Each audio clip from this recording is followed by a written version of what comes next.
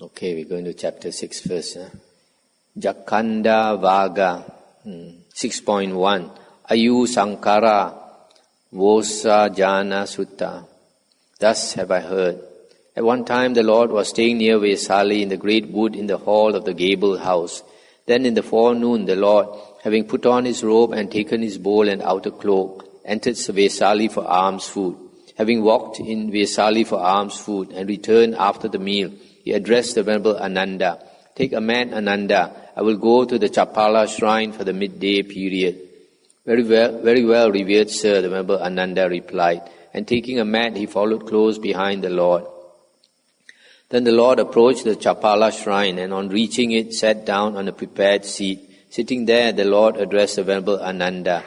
Pleasant Ananda is Vesali. Pleasant is the Udana shrine, the Gotamaka shrine, the Satamba shrine, the Bahuputta shrine, the Sarandada shrine, and the Chapala shrine.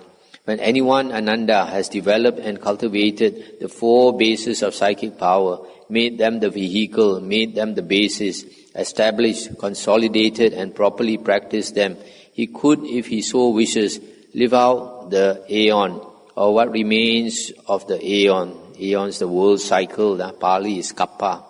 The Tathagata Ananda has developed and cultivated the 4 bases of psychic power and properly practiced them. And if he so wishes, the Tathagata could live out the aeon or what remains of the aeon.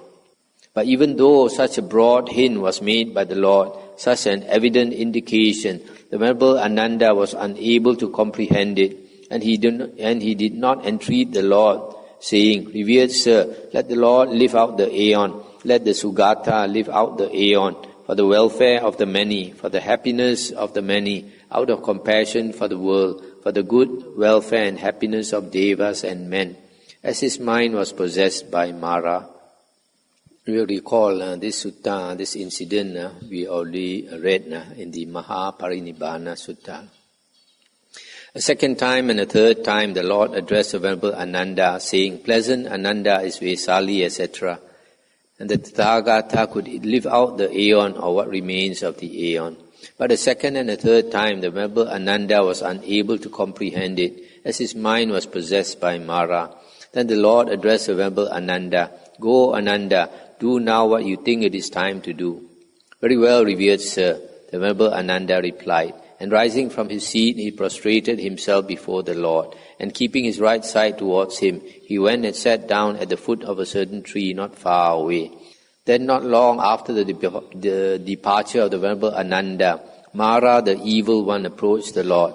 Standing to one side, Mara the evil one said to the Lord, Let the Lord, revered sir, now attain final Nibbana. Let the Sugata attain final Nibbana. It is now time, revered sir, for the Lord's final Nibbana. These words, revered sir, were spoken by the Lord. I will not attain final Nibbana, evil one, until my monk disciples are wise, disciplined, confident, attain to security from bondage, learned, experts in Dhamma, practicing according to Dhamma, practicing the proper way, living by following Dhamma. Nor until after learning it from their own teachers, they will be able to announce, teach, declare, establish, reveal, expound, and explain it to others. Nor until refuting with Dhamma the arisen theories of others, they will be able to teach Dhamma that is convincing. But now, revered sir, the Lord's monk disciples are wise, etc., able to teach Dhamma that is convincing. Let the Lord, revered sir, now attain final Nibbana. Let the Sugata attain final Nibbana. It is now time, revered sir, for the Lord's final Nibbana. These words, revered sir, were spoken by the Lord. I will not attain final Nibbana, evil one, until my non-disciples are wise, etc., able to teach Dhamma that is convincing. I will not attain final Nibbana until the men lay followers, the women lay followers, who are my disciples are wise, etc., able to teach Dhamma that is convincing. But now, revered sir, the Lord's non-disciples, men and women lay followers, who are the Lord's disciples, are wise, etc., able to teach Dhamma that is convincing. Let the Lord now attain final Nibbana. Let the Sugata attain final Nibbana. It is now time, revered sir, for the Lord's final Nibbana. These words were spoken by the Lord. I will not attain final Nibbana, evil one, until this holy life of mine has become successful and prosperous, widely spread and disseminated among many, until it is well expounded among devas and men. But now, revered Sir, the Lord's holy life is successful and prosperous, widely spread and disseminated among many. It is well expounded among devas and men. It is now time, revered Sir, for the Lord's final Nibbana. When this had been said, the Lord addressed Mara, the evil one. You may rest content, evil one. You will not be long before the Tathagata's final Nibbana. 3 months from now, the Tathagata will attain final Nibbana. It was then at the Chapala shrine that the Lord, mindful and clearly comprehending, relinquished the life volition. And when the Lord had relinquished the life volition, a great earthquake occurred, and a fearful hair-raising peal of thunder rent the air. Then, on realizing its significance, the Lord uttered on this occasion this inspired utterance. The sage relinquished the existence volition, which originates the immeasurable and immeasurable.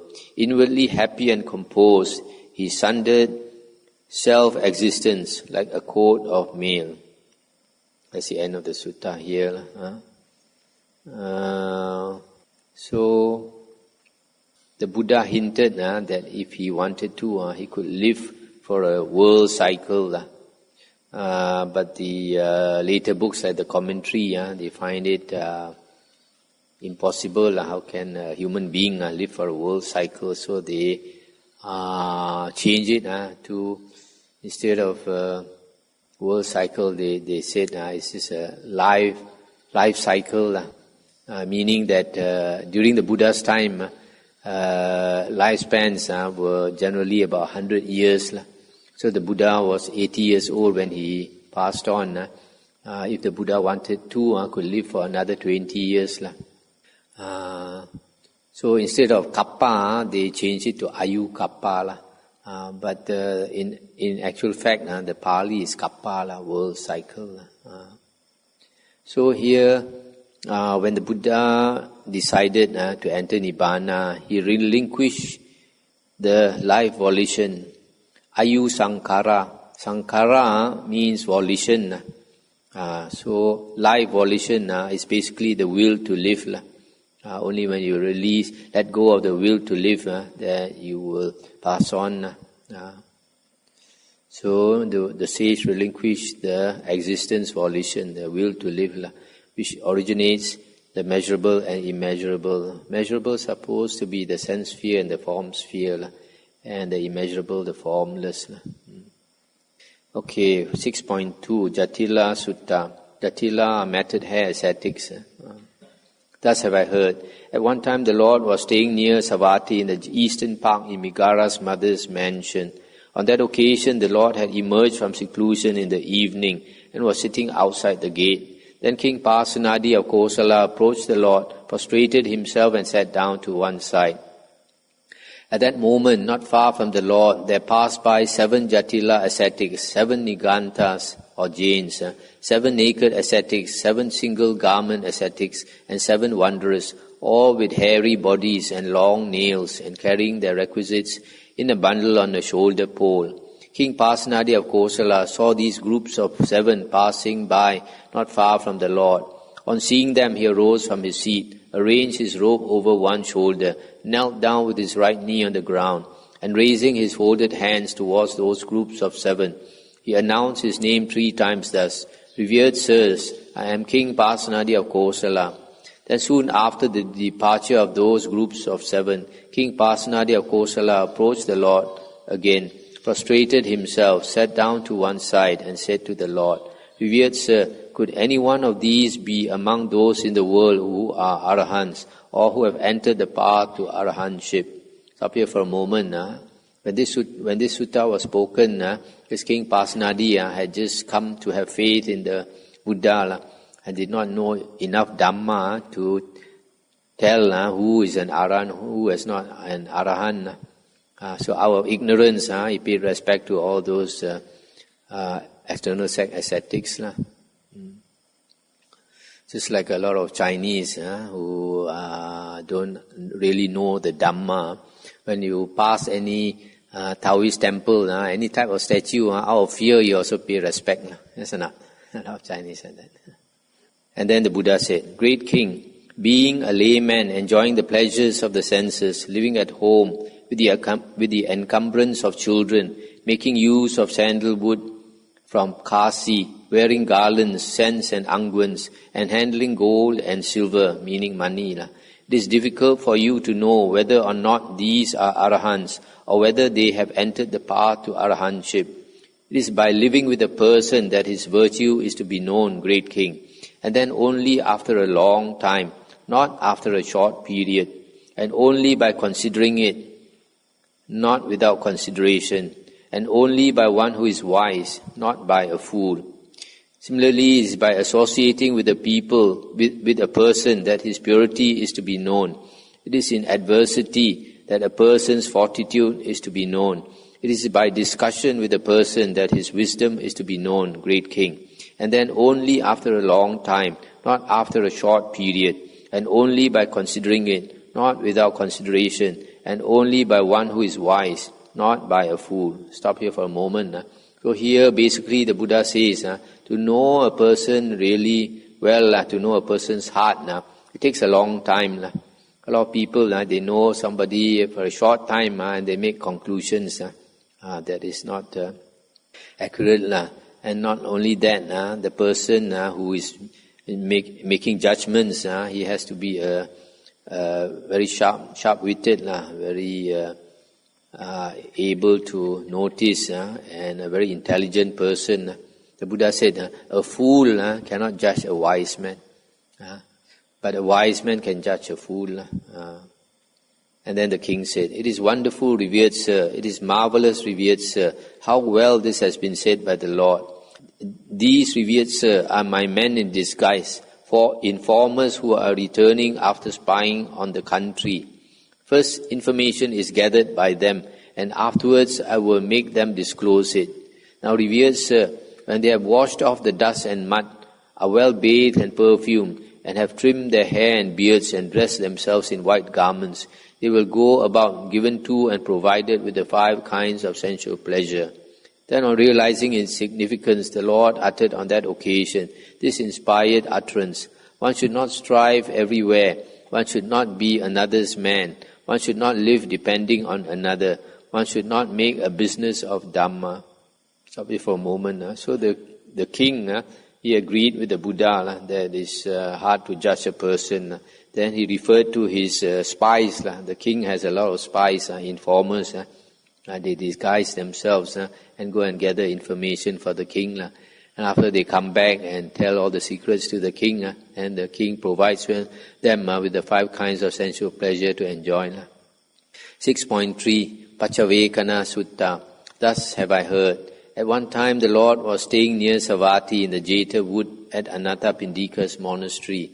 On that occasion the Lord was sitting, reviewing the various unwholesome states that had been abandoned by him, and the various wholesome states brought to completion through development.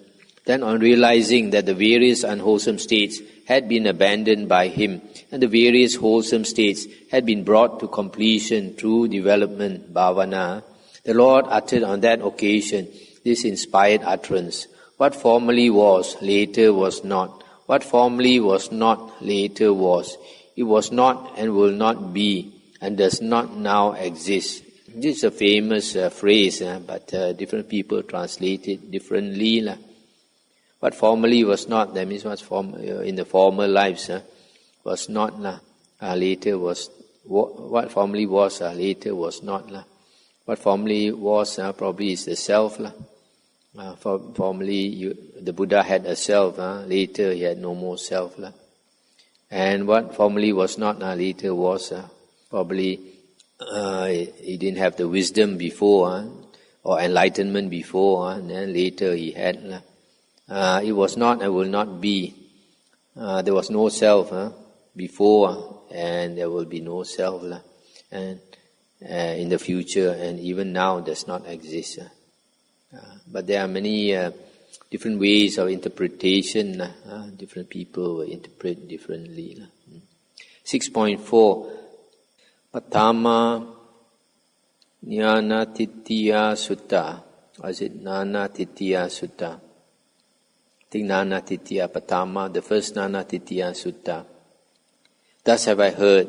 At one time the Lord was staying near Savatthi in the Jeta wood in Anathapindika's monastery. At that time there were a number of recluses and Brahmins, wanderers of various sects, living around Savatthi. And they were of various views, of various beliefs, of various opinions, and they relied on their support on their various views.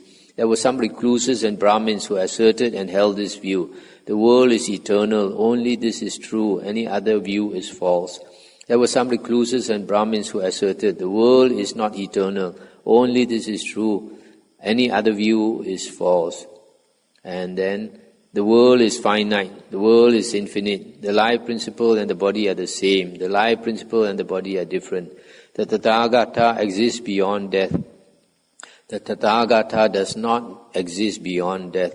The Tathagata both exists and does not exist beyond death. The Tathagata neither exists nor does not exist beyond death. Only this is true, any other view is false. And they lived quarrelsome, disputatious and wrangling, wounding each other with verbal darts, saying, Dhamma is like this, Dhamma is not like that, Dhamma is not like this, Dhamma is like that. Then a number of monks, having put on their robes in the forenoon, and taken their bows and outer cloaks, entered Savatthi for alms food. Having walked in Savatthi for alms food and returned after the meal, they approached the Lord, prostrated themselves, sat down to one side and said to the Lord, At present, revered Sir, there are a number of recluses and Brahmins, wanderers of various sects, living around Savatthi, and they are of various views, etc., saying this and saying that. And the Buddha said, The wanderers of other sects, monks, are blind, unseeing. They do not know what is beneficial. They do not know what is harmful. They do not know what is Dhamma. They do not know what is not Dhamma. Not knowing what is beneficial and what is harmful, not knowing what is Dhamma and what is not Dhamma, they are quarrelsome, disputing, etc., saying Dhamma is like this, Dhamma is like that. Formerly, monks, there was a certain king in this very Savatthi, and that king addressed a man, Come now, my good man, bring together all those persons in Savatthi who have been blind from birth. Yes, your majesty, that man replied. And after detaining all the blind people in Savatthi, he approached the king and said, All the blind people in Savatthi have been brought together, your majesty. And the king said, Now, my man, show the blind people an elephant. Very well, your majesty, the man replied to the king. And he presented an elephant to the blind people, saying, This blind people is an elephant. To some of the blind people he presented the head of the elephant, saying, This is an elephant. To some he presented an ear of the elephant, saying, This is an elephant. To some he presented a tusk, the trunk, the body, the foot, the hindquarters, the tail, the tuft at the end of the tail, saying, This is an elephant. Then monks, the man, having shown the elephant to the blind people, went to the king and said, The blind people have been shown the elephant, your majesty. Do now what you think is suitable. Then the king approached those blind people and said, Have you been shown the elephant? And they said, Yes, your majesty, we have been shown the elephant. And the king said, Tell me, blind people, what is an elephant like? Those blind people who had been shown the head of the elephant replied, An elephant, your majesty, is just like a water jar. Those blind people who had been shown the ear of the elephant replied, An elephant, your majesty, is just like a winnowing basket. Those blind people who had been shown the tusks of the elephant replied, An elephant, your majesty, is just like a plowshare. Those blind people who had been shown the trunk replied, An elephant, your majesty, is just like a plow pole. Those blind people who had been shown the body replied, An elephant, your majesty, is just like a storeroom. Those blind people who had been shown the foot replied, An elephant, your majesty, is just like a post. Those blind people who had been shown the hindquarters replied, An elephant, your majesty, is just like a mortar. Those blind people who had been shown the tail replied, An elephant, your majesty, is just like a pestle. Those blind people who had been shown the tuft at the end of the tail replied, An elephant, your majesty, is just like a broom. Saying an elephant is like this, an elephant is not like that, an elephant is not like this, an elephant is like that, they fought each other with their fists, and the king was delighted with the spectacle. Even so, monks are those wanderers of various sects, blind, unseeing, saying Dhamma is like this, Dhamma is like that. Then on realizing its significance, the Lord uttered on that occasion this inspired utterance. Some recluses and Brahmins, so-called, are deeply attached to their own views. People who see only one side of things, engage in quarrels and disputes. This reminds me, just like some people, they study one sutta, and then they think they know everything about that topic. So just like these blind people, to really understand, you have to see it from different angles. The more angles you see it, the more you understand. Similarly, for example, if you want to understand Satipatthana, you cannot understand just from the Satipatthana Sutta. You got to study all the suttas dealing with Satipatthana, and most of it are in the Samyutta Nikaya. So the more suttas you read, then you understand the topic from more angles. Just like this blind man. Don't be narrow-minded. You just study one sutta and think you know everything.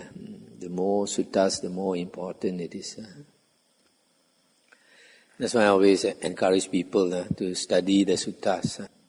But some people, they study Pali. And then when they study Pali, and then they go and dissect one sutta into all the details, and they think they understand the sutta. But to me, it's better if you study a lot of suttas instead of concentrating on one or two suttas and use your knowledge of Pali to split hairs. I find some monks, they do that. 6.5 Duttya Nanatitya Sutta. Thus have I heard. At one time the Lord was staying near Savatthi in the Jeta wood at Anathapindika's monastery. At that time there were a number of recluses and Brahmins, wanderers of various sects, living around Savatthi. And they were of various views, of various beliefs, of various opinions, and they relied for support on their various views. There were some recluses and Brahmins who asserted and held this view. The self and the world are eternal, only this is true. Any other view is false. There were some who asserted the self and the world are not eternal. The self and the world are both eternal, not eternal. The self and the world are neither eternal nor not eternal, etc., etc. And they lived quarrelsome, disputatious and wrangling, wounding each other with verbal darts, saying, Dhamma is like this, Dhamma is not like that, Dhamma is not like this, Dhamma is like that. Then a number of monks, having put on their robes in the forenoon and taken their bowls and outer cloaks, entered Savatthi for alms food. Having walked in Savatthi for alms food and returned after the meal, they approached the Lord, prostrated themselves, sat down to one side and said to the Lord, At present, revered Sir, there are a number of recluses and Brahmins, wanderers of various sects, living around Savatthi, and they are of various views, saying Dhamma is like this, Dhamma is like that. And the Buddha said, the wanderers of other sects, monks, are blind, unseeing. They do not know what is beneficial. They do not know what is harmful. They do not know what is Dhamma. They do not know what is not Dhamma. Not knowing what is beneficial and what is harmful. Not knowing what is Dhamma and what is not Dhamma. They are quarrelsome, saying Dhamma is like this, Dhamma is like that. Then on realizing its significance, the Lord uttered on that occasion this inspired utterance.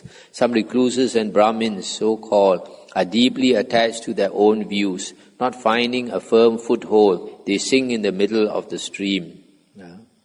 6.6 Tatya Nanatitya Sutta. Thus have I heard, same as before, the recluses and Brahmins of various sects lived quarrelsome, disputatious and wrangling, wounding each other with verbal darts, saying Dhamma is like this, Dhamma is not like that, etc. Then on realizing its significance, the Lord uttered on that occasion this inspired utterance. This humankind is attached to self-production, or holds to production by another. Those who have not understood this have not seen it as a dart, but one who sees this as it is, having drawn out the dart, does not think I am the agent, nor does he think another is the agent. This humankind is possessed by conceit, fettered by conceit, bound by conceit, speaking vindictively because of their views. They do not go beyond samsara, the round of rebirths. So this first line, this humankind is attached to self-production or holds to production by another. Probably means that self-production means the world arose by itself. Some people say the world arose by chance. And then production by another. Some people say the world arose because it was created by a creator, etc. 6.7 Subhuti Sutta. Thus have I heard. At one time the Lord was staying near Savatthi in the Jeta wood at Anathapindika's monastery. On that occasion the Venerable Subhuti was sitting cross-legged not far from the Lord, holding his body erect, having attained a non-discursive concentration. The Lord saw the Venerable Subhuti sitting cross-legged not far away, holding his body erect, having attained a non-discursive concentration. Then on realizing its significance, the Lord uttered on that occasion this inspired utterance: in whom discursive thoughts have been burnt up, entirely cut off within himself, having overcome that tie, perceiving the formless, surmounting the four bonds, he never comes back. 6.8 Gannika Sutta. Thus have I heard. At one time the Lord was staying near Rajagaha in the bamboo wood at the squirrel's feeding place. At that time there were two factions enamored of and infatuated with a certain courtesan.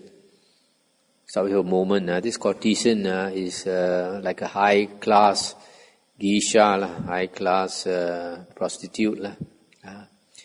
So there were two groups of people fighting over this beautiful high-class prostitute. They were quarrelsome, disputatious and wrangling, and attacked each other with their fists, with clods of earth, with staves and with weapons, so that they went to their death or suffered near to death. Then a number of monks, having put on their robes in the forenoon and taken their bows and outer cloaks, entered Rajagaha for alms food.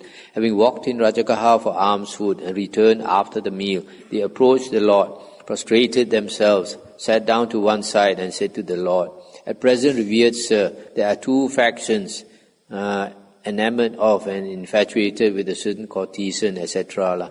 Then on realizing its significance, the Lord uttered on that occasion this inspired utterance: what has been attained and what is still to be attained, both these are littered with dust for a frail person who trains after one with wrong view. Those who hold training as the essence, or who hold virtue and vow or precepts, pure livelihood, celibacy and service as the essence, this is one extreme. And those with such theories and views, such as there is no fault in sensual desires, this is the second extreme. Both these extremes cause the cemeteries to grow, and the cemeteries cause wrong views to grow. By not penetrating these two extremes, some hold back and some go too far. But for those who penetrated them and were no more found among them, and who do not conceive on this account, there is no ground for the manifestation of them. So here basically the Buddha is saying there are two extremes. One is asceticism, those who practice self-austerity, self-torment, and the other is those who delight in sensual pleasures. And these two are wrong views, cause the cemeteries to grow. 6.9 Upatti Sutta. Thus have I heard. At one time the Lord was staying near Savatthi in the Jeta wood at Anathapindika's monastery. On that occasion, on a very dark night, the Lord was sitting in the open air and oil lamps were burning. Now at that time many flying insects were coming to misfortune and destruction by falling into those oil lamps. The Lord saw those flying insects coming to misfortune and destruction by flying to those oil lamps. Then on realizing its significance, the Lord uttered on that occasion this inspired utterance: rushing headlong and missing the essence, they bring about renewed bondage, like insects falling into the flame. Some are intent only on what is seen and heard. So people who take delight in what is seen and heard, worldly things, they rush headlong to enjoy, then they fall into the flame Claim of samsara, round of rebirths. 6.10 Tathagata Upada Sutta. Thus have I heard. At one time the Lord was staying near Savatthi in the Jeta wood at Anathapindika's monastery. Then the Venerable Ananda approached the Lord, prostrated himself, sat down to one side and said, Revered Sir, as long as Tathagatas do not appear in the world, Arahants, Sammasambuddhas, so long are wanderers of other sects respected, revered, honored, venerated and given homage. And they obtain the requisites of robes, arms, food, lodgings and medicines. But when Tathagatas appear in the world, Arahants, Sammasambuddhas, then the wanderers of other sects are not respected, revered, honored, venerated and given homage, and they do not obtain the requisites of robes, arms, food, lodgings and medicines. Now, revered Sir, only the Lord is respected, revered, honored, venerated and given homage, and also the Sangha of monks. And the Buddha said, So it is, Ananda, as long as the Tathagatas do not appear in the world, so long are wanderers of other sects respected. Now only the Tathagata is respected, and also the Sangha of monks. Then on realizing its significance, the Lord uttered on that occasion this inspired utterance. The glowworm shines as long as the sun has not risen. But when that illuminant arises, the glowworm's light is quenched and shines no more. Even so, the wanderers shine only as long as fully awakened ones do not appear in the world. These thinkers are not purified, nor yet their disciples, for those of perverse views are not released from suffering. Let's stop here. Anything to discuss? Okay.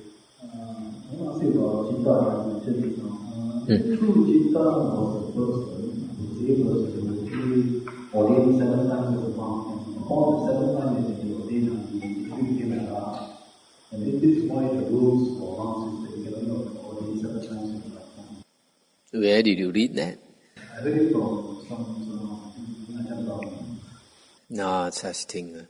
This thing about being ordained 7 times is found in the Mahayana. In the Theravada, there is no limit to the number of times you can ordain, as long as the preceptor is willing to ordain that person. There are these things about 7 times. It was from the external ascetics, even during the Buddha's time, so it crept into Mahayana Buddhism. For example, not only this ordaining 7 times, also during the Buddha's time, these external ascetics, when they go and beg for their food, they only go to 7 houses. And if they cannot get after 7 houses, they stop begging for their food. And this is also mentioned in the Mahayana books. So a lot of things in the Mahayana are later, because we know very well Mahayana started 500 years after the Buddha's passing away. So what was prevalent during that period, 500 years after the Buddha's passing away, a lot of things they absorbed from the external ascetics, and then they crept into Mahayana Buddhism and they call it Buddhism.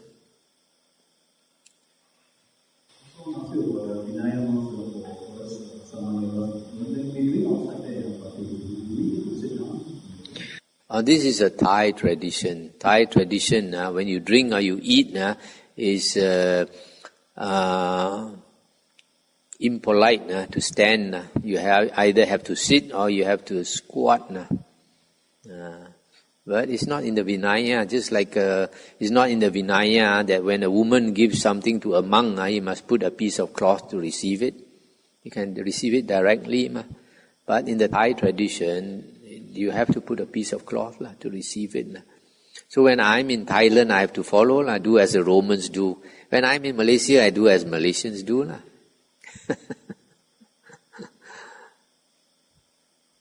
Because there are those monks who are very attached to the Thai tradition, they are unhappy with me. Okay. About Sutta 5.5, the Upasana Day. Why the Buddha cannot recite the Patimokkha, but in a gathering that is impure? Because the monk's head was split into 7 pieces. Is that the monk is impure? Does it mean that the monk have offense the four the serious offenses?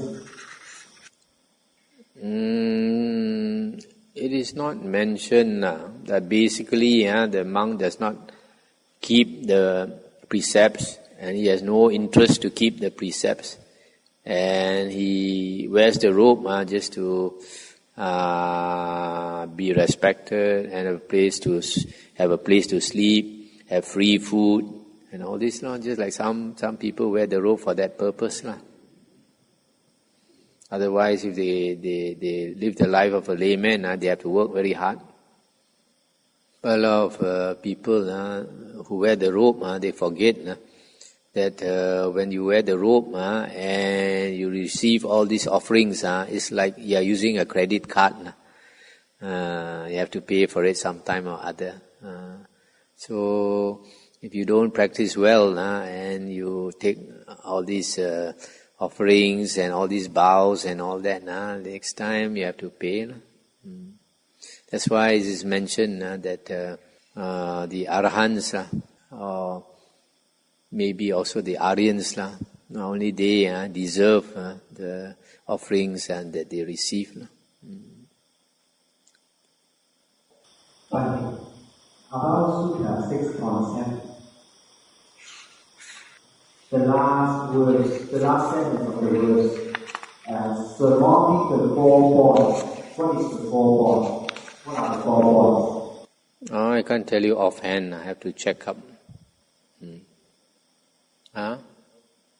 Yeah, it should be in the notes behind. I think we went through the 4 bonds, the 4 floods, the 4 all these things. The other thing.